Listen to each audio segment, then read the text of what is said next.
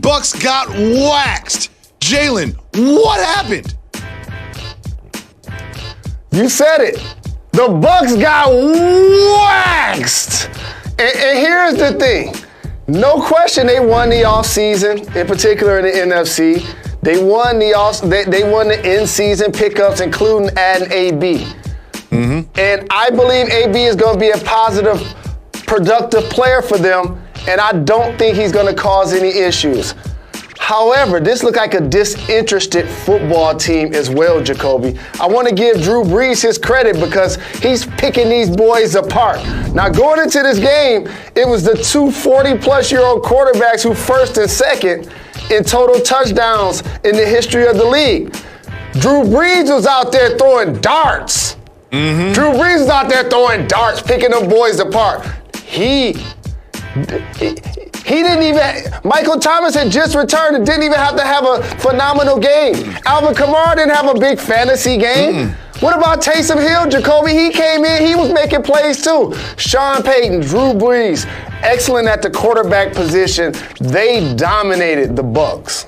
Absolutely. I think Drew Brees completed passes to every single player in the Saints uniform. It just seemed like he was spreading the ball around, not just check down, throwing it downfield. He looked great. There was also the other side of the ball was dominant as well. We talked up the Bucs defense, but it was the New Orleans Saints defense that showed up yesterday, giving Brady all kinds of problems. They picked him off. They pressured him.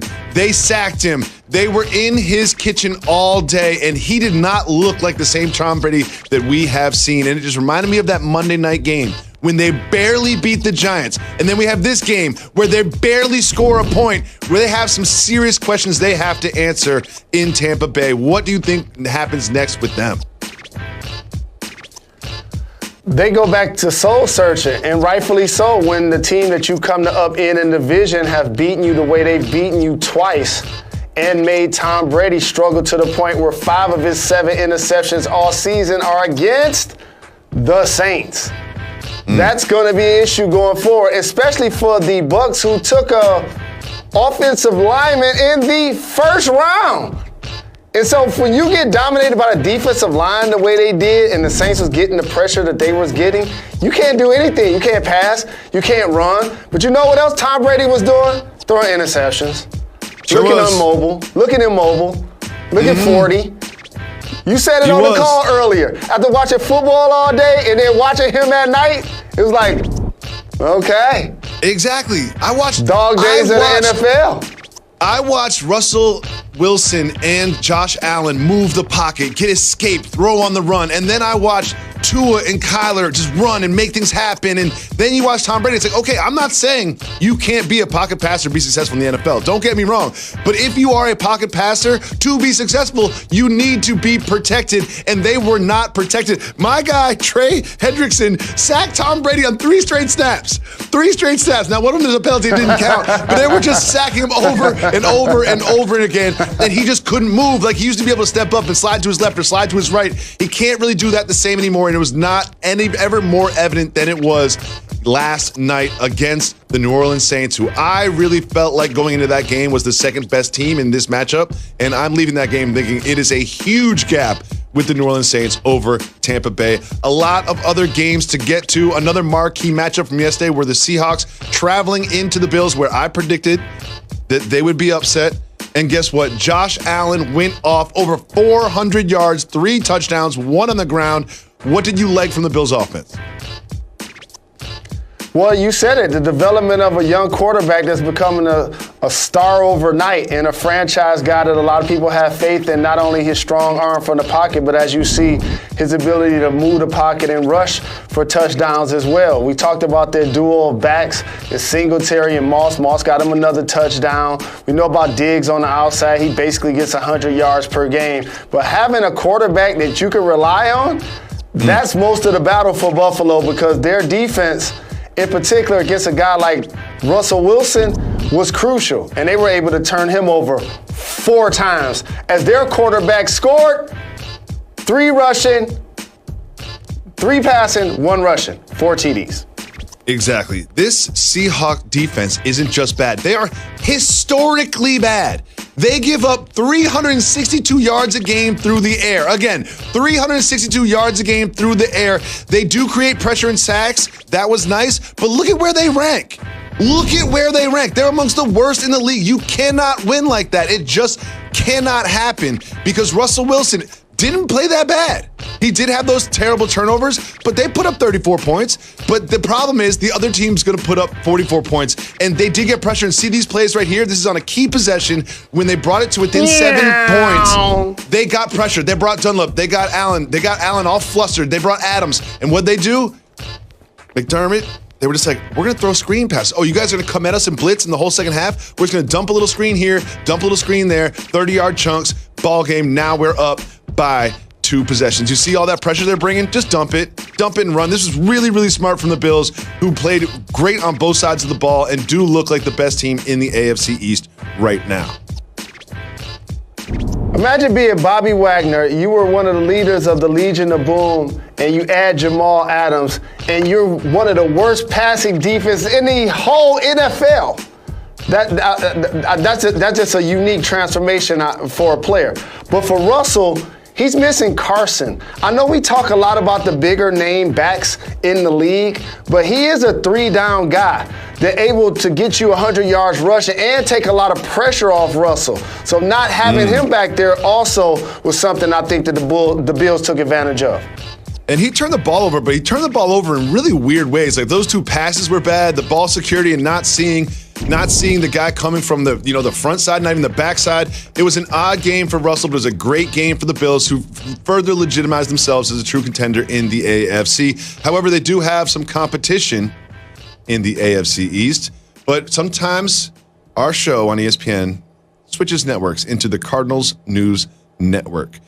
We picked the Cardinals as one of the teams that we were going to follow all season long. There's a huge matchup between 2 very dynamic and exciting quarterbacks, and it lived up to all the hype. It was eventually Tua and the Dolphins that would win this one just by a couple feet of a field goal. But Tua played great. Let's celebrate the young man from Alabama. And when you're talking these 2 teams on a national stage, it's normally going deeper into the box score because normally they don't make the cut based on the big-time national names. And so to have these 2 guys playing under center, the most important position in football, for Miami to basically, for public consumption, to have what's considered a no-name defense, and then all of a sudden have won 3 straight, 2 with their phenom rookie quarterback that's a lefty, one of the 40 lefties to start in the NFL's history at the position, and for him to have those dynamic runs like that in the 4th quarter just makes me wish we'd have drafted him. It just makes me wish that we would have drafted him. I know. We'll discuss that in a second. That's all it makes me do. It just makes me wish we'd have drafted him. This really should have gone into overtime. There was a 49-yard field goal that was missed short. But let's celebrate Kyler Murray, because when Kyler Murray tucks and runs, he is just so quick, so fast, so crafty with the jukes. He's impossible to take down. He ran for over 100 yards, and he's ran for over 60 yards in 6 games. Like, listen, I'm not going to overreact, but I'm going to overact a little bit. He's challenging Lamar Jackson for the best running quarterback in the league. I'm not saying he's the best running quarterback in the league, but he is challenging Lamar Jackson for that title, because while he did lose this one, it was close, and Kyler Murray did everything that he needed to put his team in a position to win. Jalen, it was a great day. It was a great weekend, to be honest with you, but there's something that we really need to discuss. It's going to be hard for you, okay? It's intervention time, Jalen Rose. It really is. Because something's happening in Michigan with your teams. The Michigan Wolverines football team, last week they lost to Michigan State. This week they lost to Indiana. And they didn't just lose, they got beat. And the Lions, they weren't even competitive against the Vikings. You need to end these emotional relationships, Jalen. You need to end these emotional relationships. It's time to say goodbye to your ties to these 2 teams. Defend your commitment to these 2 franchises that hurt you over and over and over again. What team did you say first? I'm concussed from this weekend. Which team did you say first? Michigan. Okay. Indiana was ranked higher than us going into the game, so I want to make sure I give the young men and their coaching staff credit. But Jacoby, when you haven't lost to a team since 1987 and you lose to them after you just lost to your crosstown rival Michigan State, after they just lost to Rutgers, and then yesterday got the brakes beat off of them by Iowa, that becomes one of the worst losses I recall since probably Appalachian State. Maybe. And again, I don't want to take anything away from Indiana. Like, they're a Big Ten squad, and they've done a terrific job of building their football program. But there's a reason why we have the arrogance of Michigan. It's because we find ways to take care of business. Yeah, we don't always beat Ohio State. They've owned us the last 2 decades. In the last 10 years, Michigan State has, they fought back. And I want to give them credit for building their program. But everybody else, we supposed to be waxing. And when that's not happening, it hurts my heart. Now let's talk about the Lions. Rather not. So let me get this right. We had Big Play Slay. He was all pro. We let him go. We draft the corner instead of having 2 really good corners, in our opinion. Matthew Stafford has been with us his entire career. He deserves better. I like the Staffords. But Tua, Justin, they were there. Justin is tall. He's in the pocket. He's 6'6". Tua, you seen him. Tua scrambled to the left. Evaded tacklers. Jalen, it's time to let go. It's really time to let go of these 2 teams. They cause more hurt than joy in your life. It's time to let go.